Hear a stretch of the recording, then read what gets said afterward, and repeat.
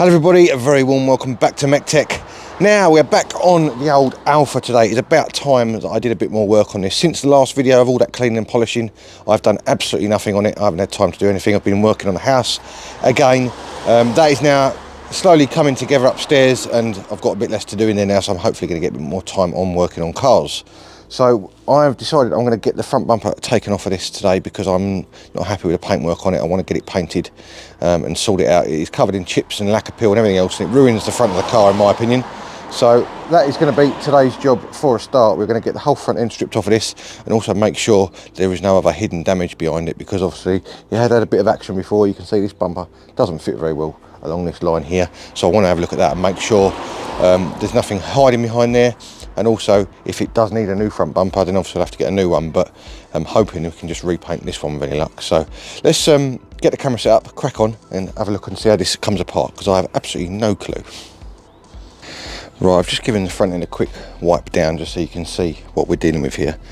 You can see all the stone chips in the bumper there, all the way down there, all the way up the side, and it's got bits missing out of it there, bits of paintwork that are a bit dodgy and wafty, bit there. Got some craze in there, you can see that in the camera. Got a crack there, some more scuffs and marks down around the grille there. And this side is even worse. On the stone chip side of it, you can see it's absolutely peppered. All those dots you can see are all stone chips. So it looks like it's been sat behind something doing wheel spins or something, you know. It's really strange, but the wings unfortunately have got a little bit on too, as has the bonnet. So we may end up doing the bonnet as well. You can see that in the picture. Hard to see in there. It's in the, not in the shadow. You can see there's chips here, all over. Literally all over, but hard to see in the camera. There you go, you can see them there. All the bonnet's covered in little tiny chips like that. So maybe we have to do the bonnet as well. So we'll see. I think we probably are going to do the bonnet as well. Possibly didn't realise how bad the wings were, but we'll see how far we go with it, because obviously it is a fairly big job. But I'm hopefully going to have a bit of help from my friend Scoot. He's a very good painter, and I didn't fancy tackling this one myself painting wise, because it is a bit of an unusual colour, and also this is quite a big area, so he's going to help me I think with this. So let's get the bonnet open and see how this bumper comes off. It looks like it's not been held on with a lot this side, so it may be that I jack it up and get the front wheels off as well, and we'll have a look and see from underneath how things come apart.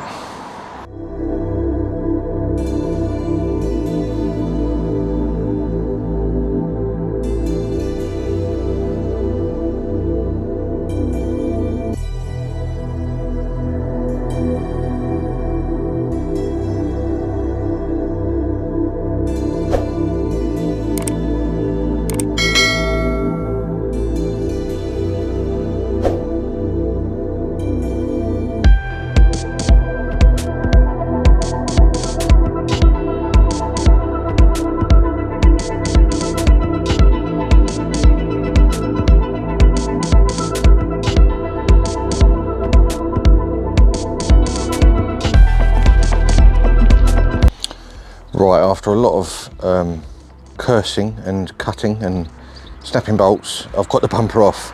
Now, as you can see, it's got 4 holes along the top with Torx in it. It's got 4 holes along the bottom with Torx in it. Only 3 of mine had bolts in. One of them was spinning in the clip, so I had to cut it off. It then has 1 Torx in either corner of the bumper here. And this end, I think, is supposed to be like a clip-in plastic thing on here. These look like they're broken because they've both been glued, especially this one's got a big glob of glue there. I'm pretty sure that's not supposed to be like a factory, so there's something obviously not quite right with that. Yeah, it's broken. Sorry, I'm not looking at the camera. It's broken there, you can see. So I'm going to need a new plastic guide for that. Arch shiners have left the chat. They're absolutely had it, been rubbing on the wheels, but looks of it I can only assume at some point in time this has been lowered, or it's had bigger wheels on it and they've been rubbing on the wheel arch shiners. So they need renewing, along with the clips that go in the side of the bumper here. They've both had it. Just looking, it's got some writing on the back of that bumper there, so I don't know whether that's the original bumper or not. I reckon it's had a bumper on that at some point in time. That don't look original to me. The grille's got a hole in it, which we knew about already. This part of the bumper actually looks intact, apart from that crack there. which is quite good, because usually a lot of these times these slats are broken, but these ones are actually all right, which is good. Fog lights are okay. Underneath there should be like a plastic trim. Hang on a second, I'm just trying to tip it forward. Should be a plastic trim underneath the front there. Let me see if I can put it up the other way. Hang on a second, because I don't want to scratch the front of it too much. Right, there we go. There should be a plastic trim along the back here, which the strip of it is still there, but whatever is attached to it, like a little down guide, I would assume it should be, is gone. It's well scuffed up under the front there as well. There and there. Going over to the car, obviously we looked at the bumper guides. That arch liner's had it. This arch liner's the same, completely gone. Don't know what happened to that. This bracket on this side doesn't appear to be broken, but I may get a pair just so I've got a pair of new ones. Headlights are all intact, that's good. They're okay, I think. That one's a bit more wobbly than the other one for some reason. I think that's because of this. Maybe that's part of the headlight, I don't know. I'm going to get the headlights out next and see what they're like. Front crash bars in all good condition. Aircon condenser's at it. It's going to need an aircon condenser, and I can see now why it's leaking. You can see there's a gap there. So it's obviously not connected correctly. Looks like it's got a cable tie around that union. Yeah, it has. It hasn't even got a bolt in it, look. So that's why the aircon doesn't hold gas, because the aircon is not connected properly. So that's marvellous. You can see the aircon condenser under there. It's completely gone, so that's not much good. Now, this is an Alfa, as we know, and I found something that's quite catastrophic in a way, which I wasn't expecting. Now, bear in mind, this passed an MOT. I don't think it should have passed an MOT, looking at it now. Let me show you under the car what I found as I was laying under here. The front subframe is completely rotted through where the lower arm bolts to it on the driver's side. That is dangerous, really dangerous. How they didn't spot that on MOT, I don't know. Because that should not have passed. Sorry, I'm trying to prop the camera up so I can... There we go. That should not have passed. You can literally break the metal off, look. And you can see the rubber bushing inside, which is obviously the lower arm. So that, basically, is a complete subframe, because it looks like that side isn't far behind either. You look at it, looks pretty knackered. The lower arms aren't particularly in great shape either. You can see they're quite flaky. So they may just need a coat of paint, but the subframe itself is well and truly had it. That's put a major spanner in the works, to be honest with you, because I wasn't expecting to do that, and that means I'm going to have to take the exhaust off, exhaust gaskets, everything else. A slight oil leak there on that pipe. I don't know what that pipe, I'm assuming that's the turbo feed pipe, so that's going to need a new seal on that. So yeah, it's had new link rods by the looks of it. They look quite shiny. Is the other side the same? Let's have a look. No, the other side's not the same. Let's add one new link rod. Looks of it. I'm just getting out of the car so I can have a look. I'll bring the camera around. Hang on a second.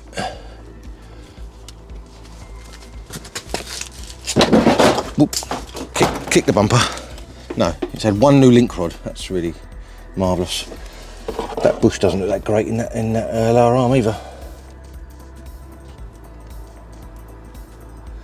All cracking. Very rusty inside there too. It's not what I was hoping to find, to be honest with you. Not what I was hoping to find at all. Kind of makes me reevaluate the car a little bit, if I'm honest, but I can't do anything with it like that, so I'm going to have to replace it, I guess. I'll see how much one is at least. Bumper's just falling straight on the front of it, which is what I didn't want. Right, let's get these headlights out. I think they're held on with 3 bolts. We've got one there, and I'm assuming that one there. So this headlight is broken because it should be bolted through there and it's not bolted. So that headlight's broke. Marvellous. I wonder if I can hot melt that back together again. This one's fine. This one's bolted through correctly, so Definitely had a whack on that corner, which is probably why that bumper wasn't sitting correctly. Or just a gentle tap even. Something's happened to it anyway. So, also, I don't know if any of you know, but there's a plug here that wasn't plugged into anything. Perhaps you can enlighten me. Is that for parking sensors maybe? If for cars fitted with parking sensors, I'm not really sure. This one hasn't got parking sensors, so don't know on that side of things whether that's a thing or not. But that was just sort of sitting here flapping in the breeze as such. So, you see all the bits of arch on here that have all come off. Yeah. Right, not really sure what to do next, to be honest with you. Right, headlights are now out, and I now know why that one was broken, because as soon as I touched the other one, it did exactly the same thing on the bracket, as you can see there. And what it is, these clips and these nuts and bolts, I've managed to get them apart now, but they rot together, and when you try and turn the bolt, it twists the clip, which snaps the plastic. This one is more gone than the other one. That's the one I've just broken, unfortunately. But I'm thinking I can make maybe a couple of little metal brackets up, which will bolt through further up, and then give a place for that clip to go back onto again to bolt it into the wing. So all is not lost with these headlights. This one's got silicone all over it from where it was glued to that bracket there. You can see all the glue in it. So definitely wants a bracket on that, I think, because that's not doing what it should be doing. I've made a list of parts so far, and I want to go and have a look now and see how much things are, because I don't really want to be spending fortunes on this, because I've not even driven it yet. I don't know if I like it or not, you know. So I wonder whether I might be able to repair that subframe if I take the lower arm off, make up a nice template and cut it out, and then cut it out obviously in metal and weld it in, just so that there's a new piece of metal where that lower control arm bolts in. It's not ideal, but I wonder whether that'll work. But that's another option that we may look into, depending on how much a subframe is, because subframe's absolute fortunes. Then it may be that I'll do that instead, just so I can get it on the road, know it's safe, and drive it, and obviously see if I like it or not. And if I do really like it, then obviously I'll spend the money on it and get a new one eventually when it really needs it again. But we'll have to see how much one is, because if they're not too much money, I'll get one. If they're mega bucks, then I'll look at repairing it. So that's where I'm at the moment. I'm not really sure what else to do at the moment. It's kind of set me back a bit, all that, because yeah, I wasn't expecting to find that. Right, it is the next day. I have gathered my thoughts on the old Mito, and I'm going to carry on with it as you'd expect. I'm not going to let the subframe get me down. I'm going to either repair that or replace it, one of the two. I've had a look online, and they're not absolute fortunes to buy, so that's not the end of the world. So we're going to get this bumper stripped down. I'm going to take all the bits off of this, obviously, so we can paint it. It needs a lot of prep work, and when we was looking at it yesterday, my friend Scoot came over. All these chips that are all over this side have all been lacquered over, and we have no idea why. So it's very random. Either the bumpers had a smart repair of some description, and then they've just sort of repaired the area they were paid to repair, and left all the rest of it and just lacquered over it, or whatever. That seems like what's happened. So we don't really know why, as I say, but it is what it is. So it may make things a little bit easier in the prep work, because obviously when we come to rub it down, the lacquer that's been put over the chips has already effectively filled them in. So when we sand it down, it should give us a nice smooth finish. There we go. There is our number plate and bezel off. That was easy. There's a massive bezel on this, and I actually think it looks quite nice without. So I may go without on it and have a plate on it. I think it looks a lot better. If I can get a square plate, because this is obviously, it's got that bit in the bumper there. That is for, like in Italy, where they have a smaller plate. It fits on there. So if I could get a square plate to fit on there, I think that would look quite cool. So that's a possibility, something we could look into, because I don't really like that bezel. It's a bit manky. We might have to fill in these holes if we're going to do that. That's the only thing. That's the only thing on the front of the bumper that needs to come off. Everything else, I'm pretty sure, has to come off from the back. I'll just show you quickly. I'm using this bit of carpet I've got this out here from over from the house to put it on without scratching it. You can see the grills are just clipped in, so they just need to be unpopped, and these fog lights are held in with 3 Allen headed bolts by the looks of it on there, and then the grill is screwed in from the back as well. So I'm going to buzz all this off, get it all clear of trim and whatever else, and then I think we'll get the arch liners off the car as well, so we can obviously replace those.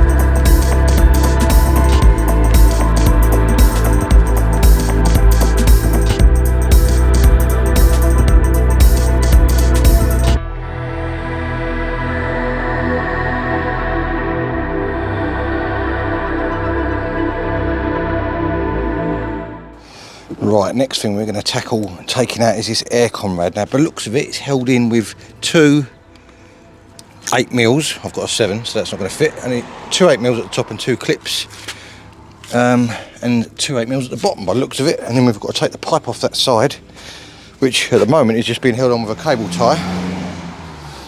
So that's just going to be a case of cutting that.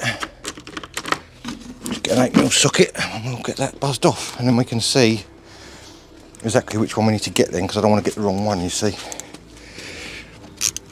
It just screws into the water rad, these bolts, and also by doing this we can see what sort of condition the water rad is in as well, because if that's anything like the aircon rad, it may need changing. Hopefully it doesn't, but if it does, then it does, because I'd rather replace it now and not have an overheating problem later, you know. Now, another thing I'd like to change is these horns. One of them's been replaced, you can probably see it there, by an aftermarket horn that's been put on, and it's had spade terminals put on it, and one of them's already broken off because it's not got the proper connector on it. So again, that needs sorting out as well. So this is a Denso AC rad on here at the moment. I'm probably going to replace it with a Nissen's one, because I like Nissen stuff. I think they're quite good quality. That's what I put on the Puma, because that's what the Puma actually used originally. So I think I'm going to do the same with this. I thought that was going to fight me then, that bolt, but it started coming undone. That's good. So in theory we should be able to get this out without taking anything else off. Just looking at it, may not be that as simple as I thought, because the intercooler's in the way. Let's get this cable tie cut.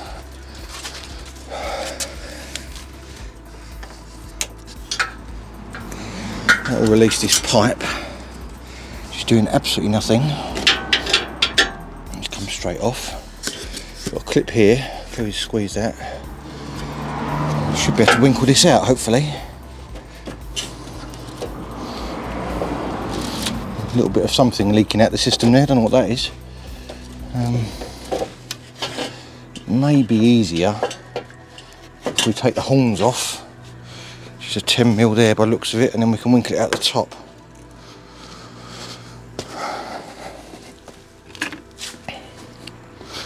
I had a look online for parts prices of all this stuff, and it's not horrendous if I'm honest.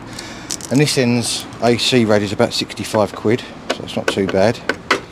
The horns are about 20 quid. The arch liners are a bit steep if you buy the genuine ones, so I'm definitely not doing that, but the pack ones are £35 each. I thought that was still quite a lot for a piece of plastic, but still. is what it is.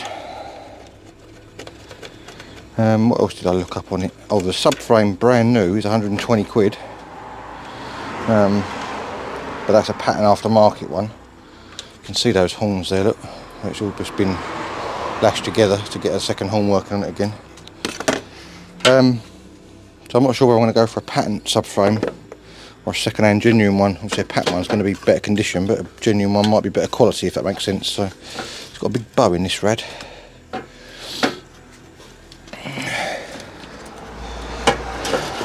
So betting you can't get it out without taking something else off.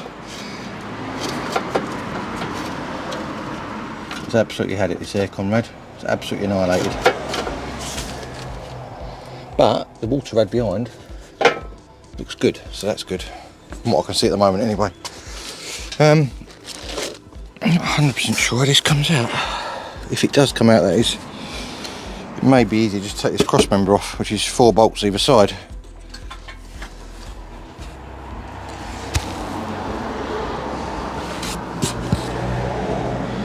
Shall we do that? Shall we take the cross member off? There's nothing wrong with the cross member, but obviously it will release that then, won't it? Let's do that. I was just going to say let's do that, and then there's a nut and bolt there which looks a bit wafty. The big ones will be okay, but that one there looks a bit rusty.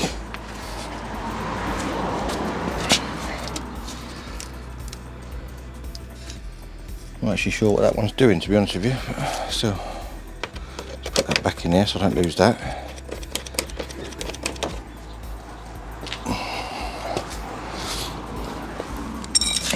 I'm assuming that's a 17mm on those cross member bolts. Nope, because it's not. Maybe a 15mm being an Italian car might have a funny size. Yep, 15mm.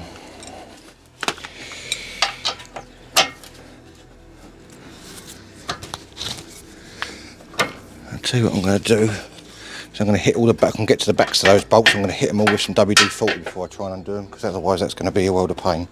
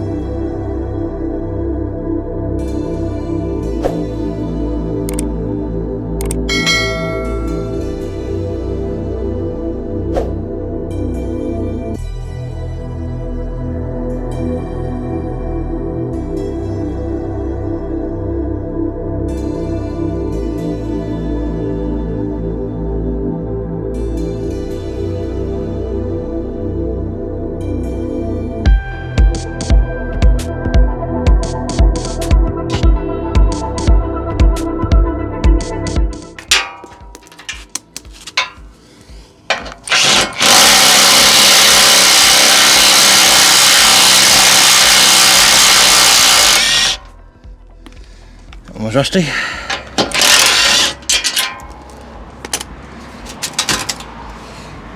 Now them little bolts that I said about, bolt the cross member to the actual front panel itself.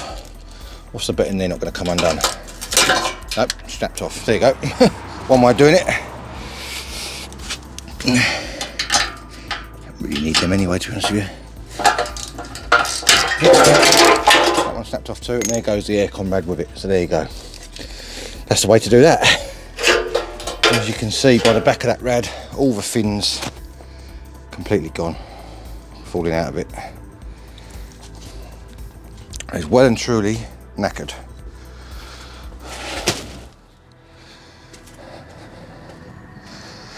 Right, at least we can see now that our water rad is in good nick. That is really, really good. I'm chuffed about that.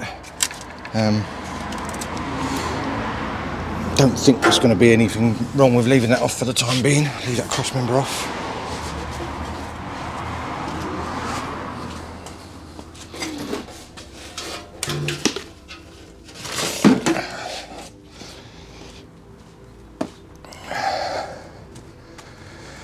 Right, I think we're at the stage now. We've got to take the Got to take this dash pad, bonnet panel back off, and the washer jets out for the bonnet, which is just clips that I showed you before. So I'm going to buzz that off.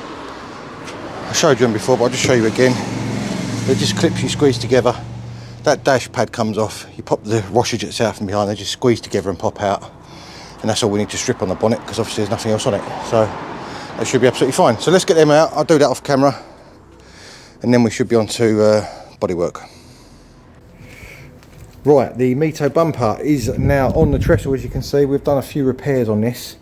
It's got a few staples in there, which is obviously holding. There was a crack running right in the middle of there. Same on this little bit here, and the same on this little bit here. I've stapled these two areas from the back with the hot staple gun, and I've just put a few staples in the surface there. And we used a heat gun and some pressure from the back to get rid of the dents that were around here and around here. You can really see all the stone chips on this now. Now it's flat on the trestle, and as I say, they've all been lacquered over, which is a bit ridiculous. Really bad down there as well. So yeah, that's where we're at so far. Next stage is going to be to rub this central area down. This is going to need a little bit of fill around it to obviously make it absolutely perfect, because it's certainly not going to be able to be done perfect without that. So I'm going to get that middle bit rubbed down, get some filler on there, and then we can carry on rubbing down the rest of it, and hopefully it should be absolutely marvellous. Right, I've just come back over to my friend Scoots this morning, and he's done a load of filler work for me. How about that? So that centre section is now all got filler in it, ready to rub back, and we've also filled, or he's also fiberglass filled the holes that are all around this number plate plinth, because hopefully I'm going to run it without a number plate plinth, because I think it looks a lot neater without it. So they've been filled as well. We've got to knock those back too. So that's going to be the next step. I'm not going to time lapse me rubbing down filler, because that would be incredibly boring to watch. But once I get a bit more progress, I'll cut back in again. Right, there we go. Filler stage 1 is all knocked back, as you can see. Fiberglass around those holes there where Scoot filled them has all been flatted. That bit's all been sanded. I've done the best I can with it, and it just needs a little skim in a few places now, just to get any little imperfections and marks out there. First layer of filler. So we're progressing nicely on that. It's looking really good. So get the second stage on there, get that flatted back again, and then I think I'm right in saying we'll be on to probably flattening the rest of the bumper back and getting some filler primer on it. So let's carry on. Right, there we go. Bumper is now all completely fillered, rubbed back. 2 coats, all nice and smooth, as you can see. I've DA'd the rest of the bumper with 320 grit paper as well, to get rid of all the manky paint and most of the stone chips out of it. It is now going to get a coat of high build primer, so then we can obviously flat it back and get it lovely and smooth. Now you can see under here there are quite a few scuff marks and whatever else, which you can't see when it's on the car, so we haven't gone too bonkers on getting these repaired. When we get the high build primer on those, I think a lot of those will disappear anyway, so that's absolutely fine. So we're not going to worry too much about that. It is right under the front of the car, and you'll never see it, and chances are I'm probably going to catch it on a curb or something anyway, because remember, this is going to be a daily. So let's get the primer on the go, get this thing in filler primer, and then we should be on to sanding it with guide coat and whatever else on it, and getting it nice and flat and looking absolutely marvellous.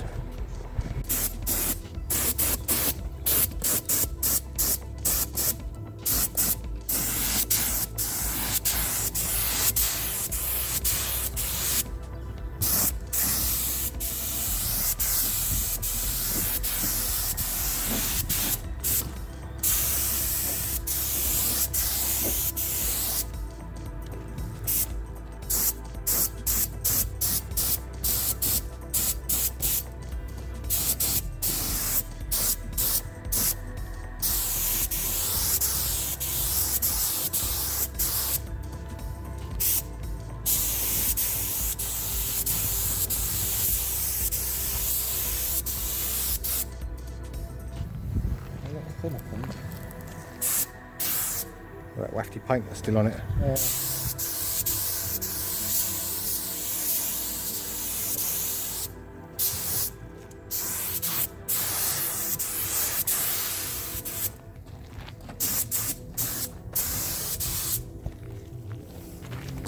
Nice.